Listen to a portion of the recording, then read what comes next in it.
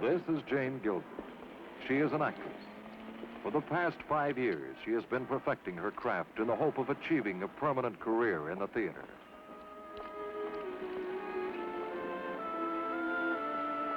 Each season finds fewer productions reaching the Broadway stage, yet an increasing number of dedicated performers seek employment.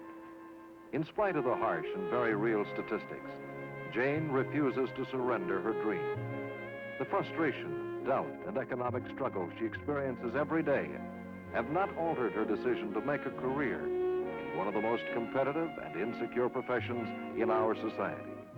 This is her story, the story of an actress.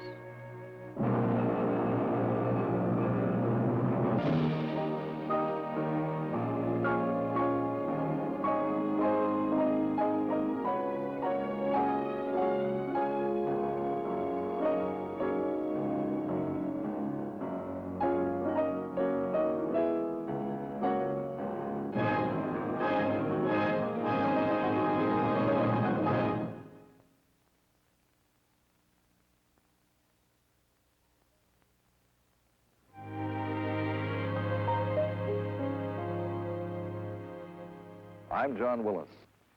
When an actor is between engagements, when the glamour and excitement of portraying another person's life on a light-filled stage are denied him, he is forced to take a closer look at his own life. Does he have talent? Can he justify the personal sacrifices demanded by the profession? Can he wait indefinitely for his next role? Jane Gilbert has often asked herself these questions since her arrival in New York 2 years ago.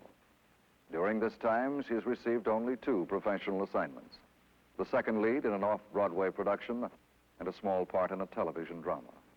She has not worked in the theater for the past 6 months. Jane lives on the 4th floor of a tenement building on the Lower East Side.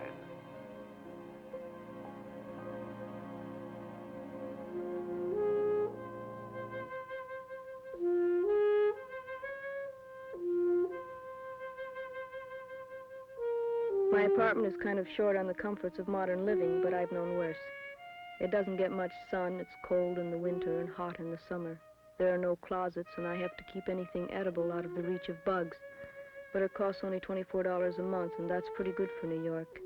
I've got to make ends meet on $40 a week, so I actually feel lucky in having found this place.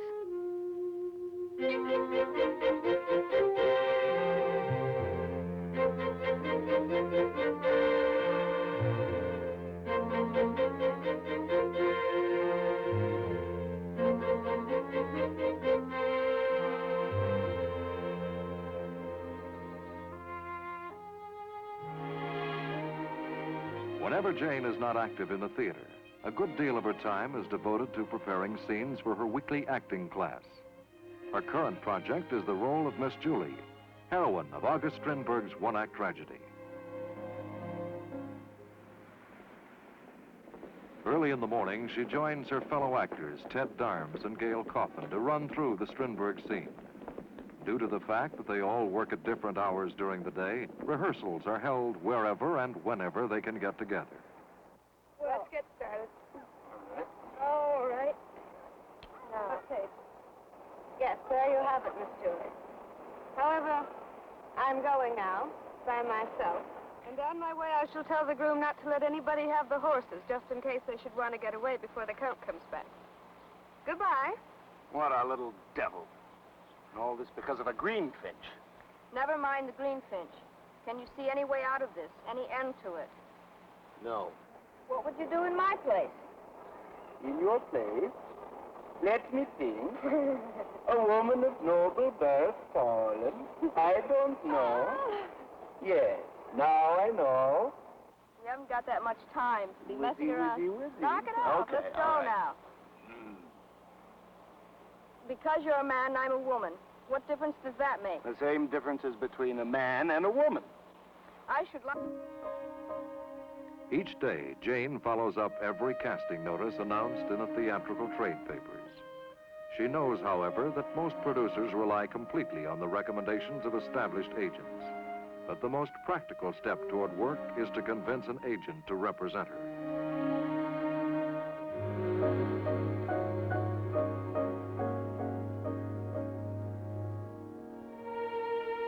Making the rounds is the hardest and most demoralizing part of my day. I guess it is for everyone. If you do manage to get an appointment with an agent, you know beforehand what he's going to say. I don't have anything for a girl with your particular looks right now, and if you've got acting talent, well, I'd have to see you in something first. Of course, to get into that something first, you need a good agent. This crazy kind of logic and the constant, no, I'm sorry, but let me keep your picture on file, this all depresses me terribly, but it's something I've got to do, and I go out again the next day. I can only hope for the fluke, when I walk into an office at the right moment and they send me up for a play or a movie or even a television commercial.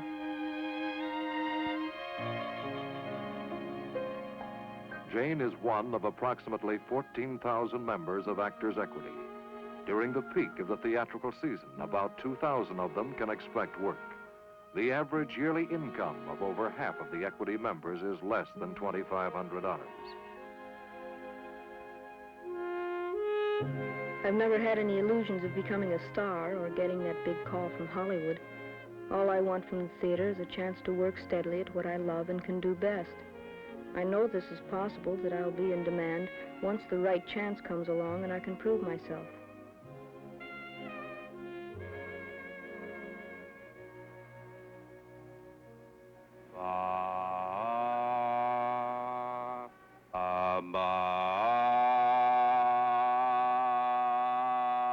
Jane is able to afford a half hour's private vocal instruction each week.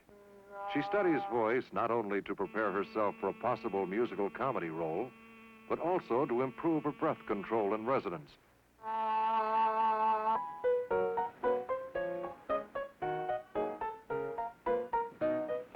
Since dance classes are conducted in groups, Jane can afford to attend them 3 times a week. Here she learns to discipline her body, to prepare it for the many demands her future roles may require.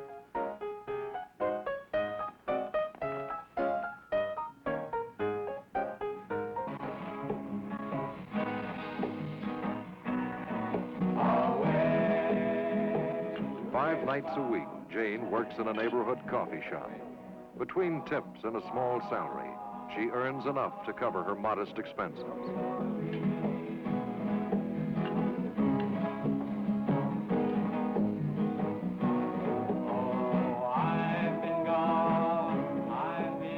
By the time I was 16, I'd been kicked out of 2 schools for smoking and being a bad influence in general. I decided to find out if I was wrong or if they were, and left my home in Michigan.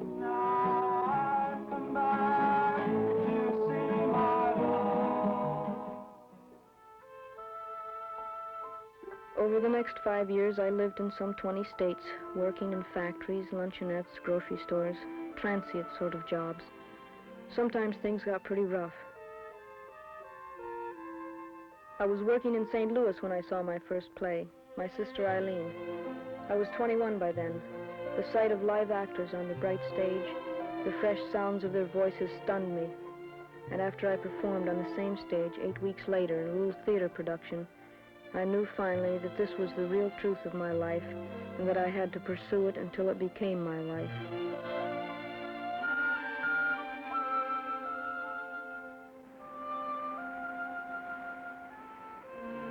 Over a period of 2 weeks, Ted, Gail, and Jane get together as often as possible to rehearse Miss Julie.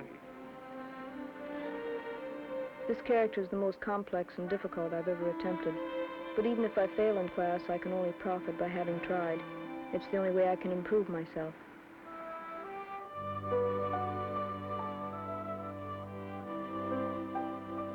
A year ago, while performing in her first off-Broadway play, Jane met Mike McKenzie, a graduate geology student at New York University. Mike is very dear to me. He's sincerely interested in my career, and surprisingly enough, I'm fascinated by his. Of course, both he and his parents would like me to give up the rat race for a while and try a 9-to-5 job, but they know it isn't about to happen.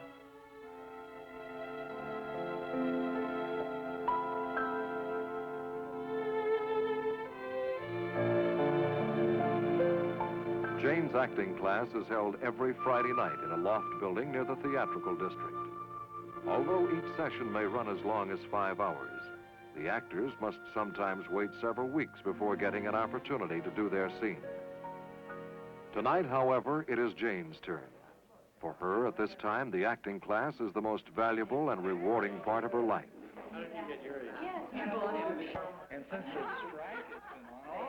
The class is conducted by Milton Katselas, the director of several controversial and successful plays. Katselas has also worked in the theater as an actor. Prior to the Miss Julie scene, he has a student perform a special class exercise, one which Jane herself has done many times.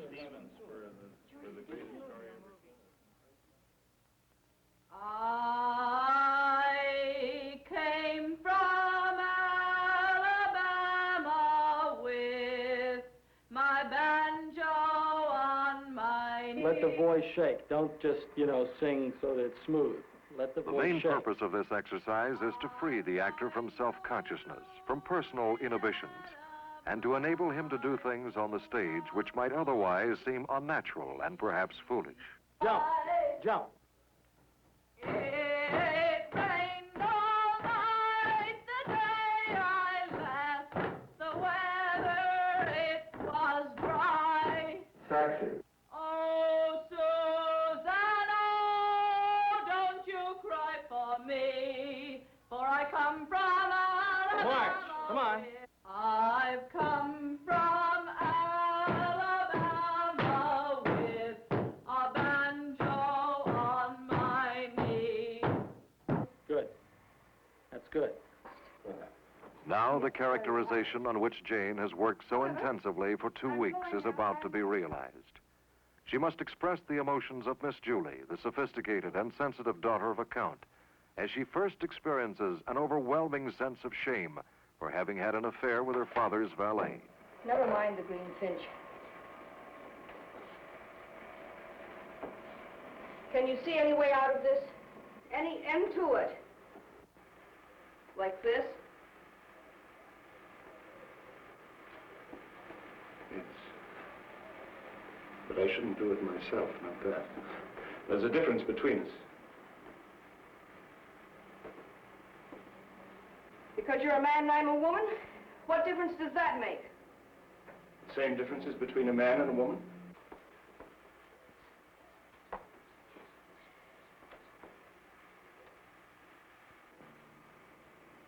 I should like to, but I can't. My father couldn't either. That time when he should have done it. No, he should not have done it. He had to get his revenge first. Didn't you ever love your father, Miss Julie? Yes, most dearly. But I think I must have hated him, too. He was the one that brought me up to despise my own sex.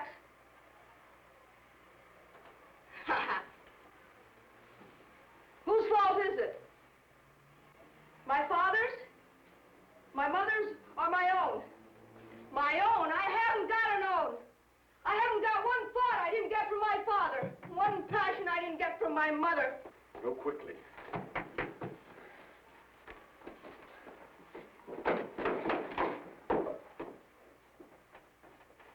That's it. Okay. Now Jane awaits Katselas' judgment of her work, the criticism which is the most vital part of her training.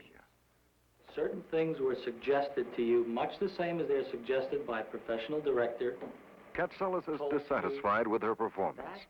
He feels her portrayal of the aristocratic Miss Julie was marred by the intrusion of unjustified mannerisms and a sense of uncertainty about the character. He tries to provoke her into looking objectively at these problems. Once she becomes free of them, she should be able to create a character that is drawn from her uninhibited and individual imagination. This is a test for you, very big test, so that you face that, you look at that, you say, yes, now I understand what it is that's in the way, what it is that stopped me, prevented me from doing that. I'm mainly concerned about the area of character, which you knew about, which was the reason for selecting this scene, the princess, so on, the boots that were described. I would like to have a very definite answer as to why that was not done. My answer? Yeah, in other words, why? I mean, why why does it take 2 or 3 times for you to do a scene here in order for you to get those things specific? Why isn't it the first time? So that then it's perfected in terms of 2 or 3 times if you do it. Come on. I don't know. That's a start. Go on. Well, I don't know. It just takes me that long. If it takes me 2 or 3 scenes to come up To with... pin the thing down itself, you mean? Yes. But something then is in the way of pinning that thing down.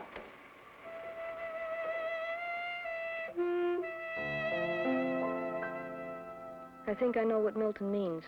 My personal hang-ups are blocking me from becoming a better actress. But I feel that every day I'm getting closer and closer to understanding them, to overcoming them, to freeing myself as an actress.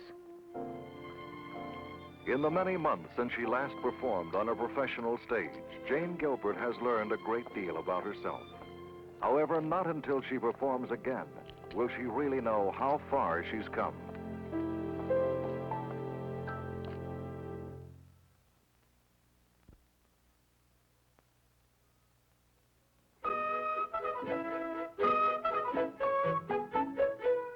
After an exhausting week of making the rounds, rehearsing, and performing in class, Jane spends a day with Mike on a trip along the Hudson. There's never been any doubt in my mind that to be a good actress, you have to be a woman first. I don't deny myself the dream of a husband and children and beautiful clothes, but I'd like to have my career first, and I don't think the one should exclude the other. I know if I don't fulfill my goal as an actress, I'll make a pretty sad wife. It becomes a painful situation sometimes, but it's the only honest way I can look at it.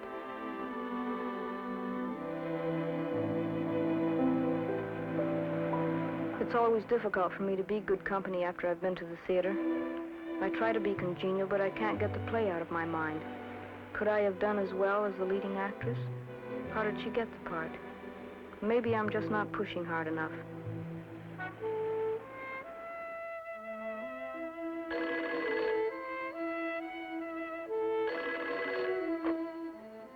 Casting has begun on a new play, A Hymn for Tomorrow, and the director wants Jane to read for a major role. Milton Katselas had recommended her. The audition will take place in 2 days.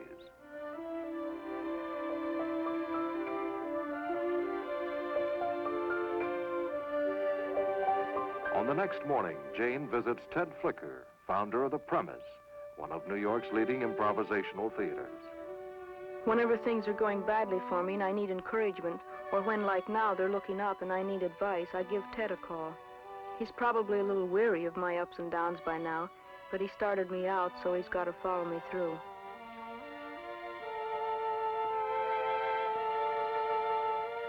Ted gave me my first paying job as an actress with the repertory group he'd formed in St. Louis. He helped me get into summer stock after that, and when I felt I was ready for New York, he had me work at the Premise until I got settled. When I'm forced to question my ability, my direction, Ted is somehow always there to give me strength. Early on the day of the audition, Jane receives a copy of A Hymn for Tomorrow. In a 3-minute scene selected for her reading, she must capture the quality of a forceful, rebellious college student in love with a young writer.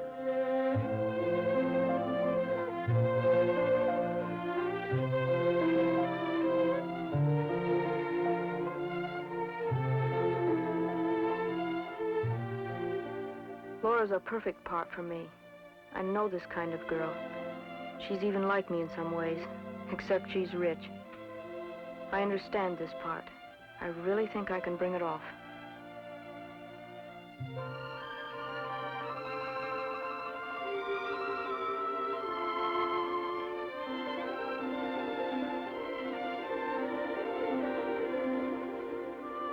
It might only be an off-Broadway production, and it may fold in 2 nights. But it could also be my big chance. I can't show that I'm nervous. I can't let anything shake me. I've got to keep up my confidence. Jane Gilbert? Okay, thank you, Eileen. Hello, Jane. Jane, I'd like you to meet the producer, Mrs. Green. How do you do? Director, Mr. Banks. How do you do? The playwright, Mr. Davidson. How do you do? You'll be working with Frank. Go ahead. Let's stop.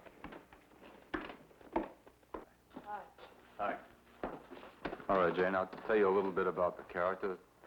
She's a very lively young lady. She has she's very gifted as far as freedom is concerned.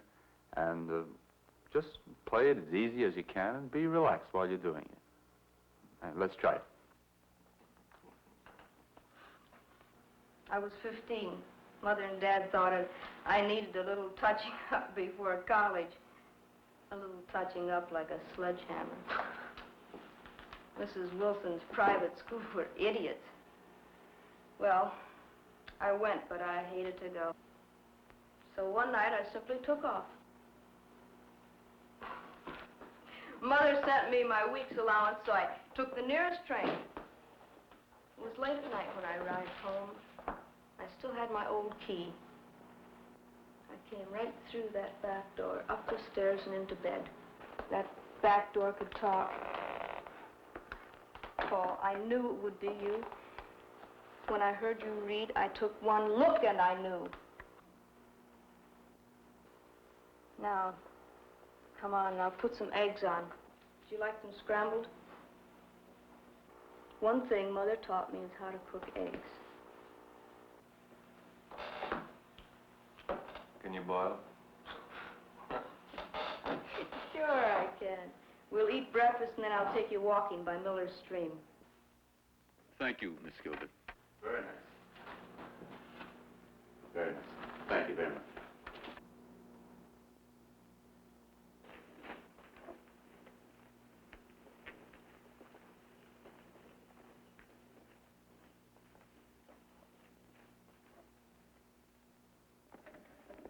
What do you think?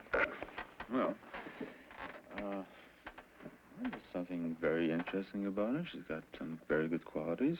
I'd like to, I think it'd be a good idea maybe to call her back. Okay. The only thing I was in doubt about, the, see, I felt there should have been much more of a looseness, but, I mean, we've got to consider it was a first reading, right? Right. Okay. So, I'm going to have a call back. Next Saturday? Yeah. It was a good reading. I felt it was right.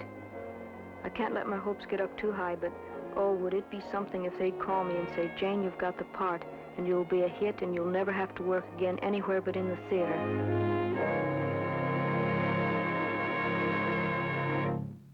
We'll be back in a moment with our story.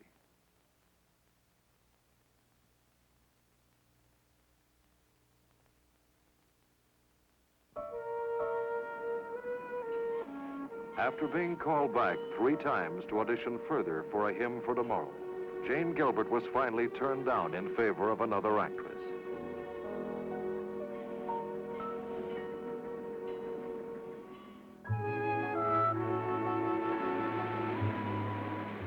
I'm 26 now, and I don't know how old I'll be before I accomplish what I've set out to do.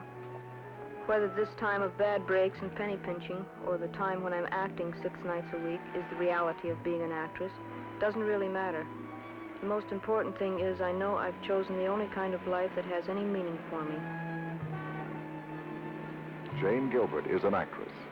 The promise and the beauty held out to her 5 years ago in a small St. Louis auditorium remains the most profound experience of her life. While the theater may seem indifferent to Jane's struggle now, she is determined that it shall eventually acknowledge her dedication.